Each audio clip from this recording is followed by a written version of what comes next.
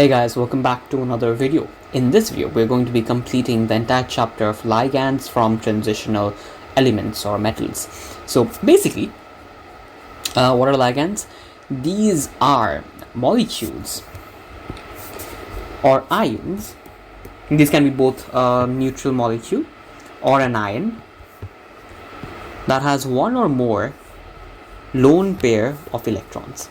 So imagine cyanide or those typical nucleophiles. They have a lone pair of electrons and they get attached to, let's say, the transitional elements, the metals, and they give their electrons to the ions and they form a dative covalent bond. Or what does dative covalent bond mean? If you remember from AS, they're basically giving their entire lone pair of electrons to form the bond. So they're the sole provider of electrons. It's not a mix. They're not combining their electrons. It's not a give and take. It's only a give from the ligand part. So ligands donate these pair of electrons to form a dative bond to the central metal atom or ion. So it could be just Cu or Cu2 plus. Usually you'll see an ion at the center of it, but yeah, it could be anything, I guess. We'll see a bunch of examples, but yeah, it could be a central metal atom or a central metal ion. So you have the metal ion over here and you have the ligands joining from however many sides. So it could be one ligand, two ligands, could be whatever, and we're going to look at examples of it, how bonds are formed, not how, but how the structures look like. So there are types of ligands. So what are ligands? Basically, ligands are the molecules of the ions. Like ions, think of like nucleophiles that you know of, and they have a lone pair of electrons and they just give it entirely and form a bond. So there is a monodentate ligand and there's a bidentate ligand. Monodentate ligands mean it doesn't matter how many pairs of electrons they have. If it's a monodentate ligand, they at least have one pair of electron and they form one dative covalent bond. That is, you have the copper here and you have a monodentate ligand. It joins and donates the two electrons, that is one pair of electrons, and forms a dative covalent bond. So monodentate ligands, they can form one dative bond. And a few of the neutral examples. So NH3, it is a neutral monodentate ligand. So if it goes ahead and joins, let's say Cu2 plus, so it will only form one bond with NH3. Okay, so these both electrons are from NH3. Usually, if it's a dot and cross, right, it means one from copper, one from NH3. But if it's a dot and dot, that means both are from one, and that one is NH3. That is, both are from one atom or ion, and that is in this case from NH3. H2O, two lone pairs of electron, but H2O will still form one dative covalent bond with the transitional metals. Is it always? I'm not sure, but could be. But there are a few cases, at least that I know of, where H2 is forming one dative covalent bond with a transitional metal or ion. Now there are others which have a charge, and those ones are cyanide, thiocyanate, OH hydroxide, or chloride ions. All of these have a charge, negative charge, and that is because CN in general, let's say, have one electron in the shell, in the outermost, and they get or take in one more electron, gets ionized, and now they have a lone pair of electron. Same with thiocyanate. They take one electron and now have a lone pair of electron. And chlorine obviously should make sense to you guys. That is, in general, one of the orbitals, they would have one electron only, and when they take in the last electron, they fill that up, and now that pair of electrons they're able to donate. So in general, Cl would have 7, and the outermost one, the one most above, at the higher energy state, whichever is empty, they take in an electron and now they have 2 electrons which they can donate. There are good questions here that you can ask. That for example, at the same quantum level, right? Whatever the last quantum level is for chlorine, third or fourth. 7, usually, each orbital you have, each quantum level you're holding 8 electrons around. And if they already had 7, right? If chlorine in general has 7 electrons, wait, give me a moment.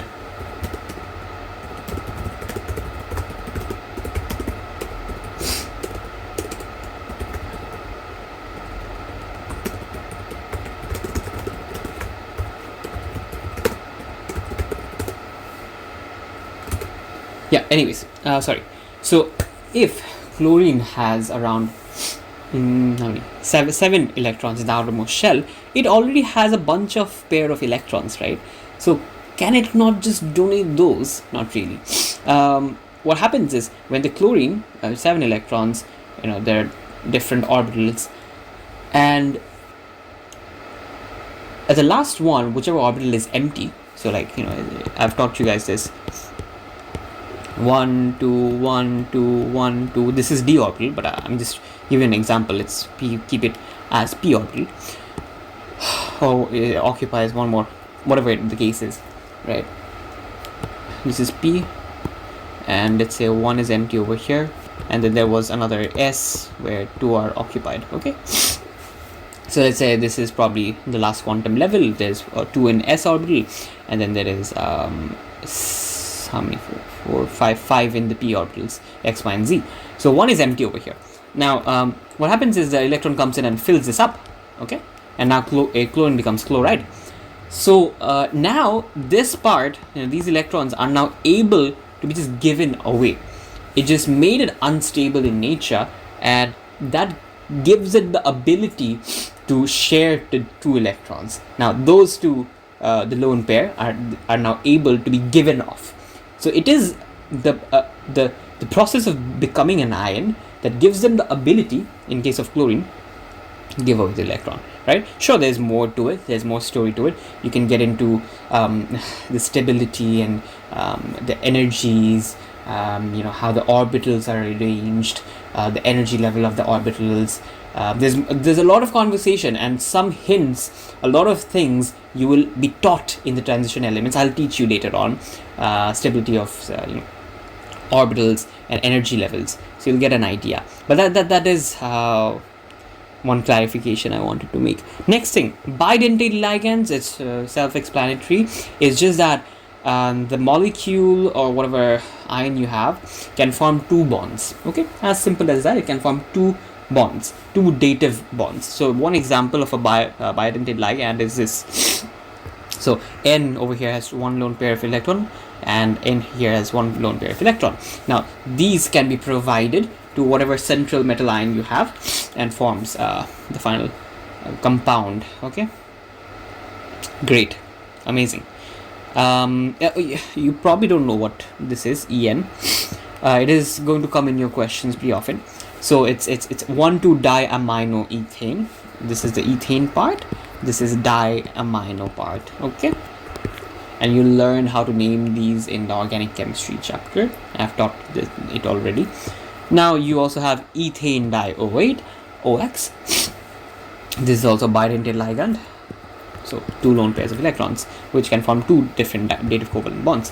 Polydentate ligands are basically more than 2 dative covalent bonds that can be formed. Okay, yeah, more than 2, you call it a polydentate ligand. Now,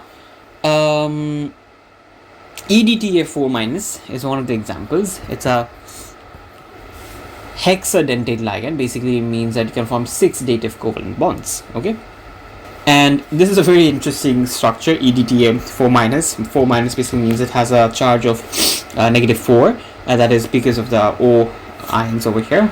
It has extra electron. Each of those have an extra electron. So now what happens is, how does the bond really form? It's a bit of a spider web, right? So if you just follow my hand, imagine in 3D sort of, there's a copper ion at the middle. Okay, it doesn't need to be copper ion. No, it's not a copper ion. It is a copper atom, if I'm not wrong. I'm not sure. Probably could be a copper atom. But basically, it should have a overall charge. If it's a copper ion, then if it's a copper 2 plus ion, then overall charge should be -2. If it's a copper atom, overall charge should be -4 or 4 minus whatever. So I'm not sure whatever it may be. Is it a copper atom, ion? Let's just go with the idea of it being a copper atom. Okay, there's a copper atom over here at the center, and the main part that you guys need to understand is basically imagine these two thumbs are the nitrogen, and these four parts, 4 fingers, are my oxygen ions. So these are the 4 ends. These are the 6 parts, 6 basically ligands, part ligands. The overall thing is a ligand. It's a polydentate ligand, but there are 6 ends to this ligand with 6 lone pairs of electron. Each has 1 lone pair of electron to donate and form a covalent bond. So what happens is they come and join to the copper atom over here and forms dative covalent bond from 6 different ways. So exactly like as you see in this picture, it forms 1, 2, 3, 4, 5, and 6. So like my thumbs over here, and then you have my index pinky. Okay, so that's what I wanted to show in 3D, right? And that's exactly how your ligands join with a metal, and what they is essentially form is something called a complex. Okay, and we're going to teach you that in the next video. Hopefully what ligands are makes sense. Okay, see you in the next video.